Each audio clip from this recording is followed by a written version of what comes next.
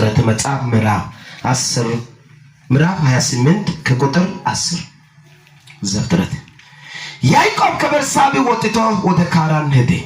ወደ አንድ ስፍራ ደረሰ። ፀሐይ ጠልቃ ነበርና በዚያ አደረ።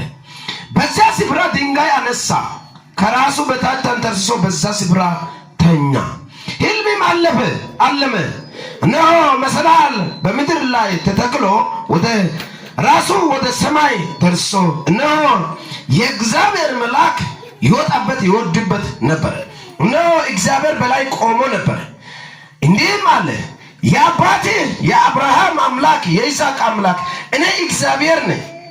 ይህችን አንተ የተኛህባት ምድር ላንተ ለዘሪ ይሰጣል። ዘሪ እንደ ምድር አሸዋ ይሆናል።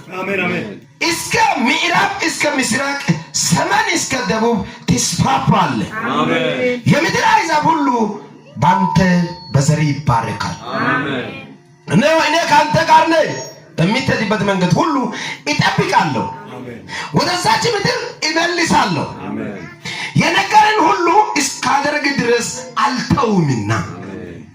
ያዕቆብ ከእንቅልፍ ተነስቶ በእውነት እግዚአብሔር በዚህ ስፍራ ነው፣ እኔ አላውቀውም ነበረ አለ። ፈራ፣ እንዲህ አለ፣ ይህ ስፍራ እንዴት ያስፈራል! ይህ ስፍራ የእግዚአብሔር ቤት ነው እንጂ ሌላ አይደለም። ይህ የሰማይ ደጅ ነው። አጠገብ ላይ ያለው እንደዚህና ሲያልቅ ይገለጣል ብለ ሲመሽ ይገለጣል። እንዲህ በሚል አጭር ጊዜ ያወራሉና ውሪዳ በሳንጾ ሲጋከስ ወይስ ቀሚዳ በሳንጾ ሲጋከስ እስቲ ሲያልቅ ይመጣል በለ ሲመሽ ይገለጣል በለ። አሜን አሜን።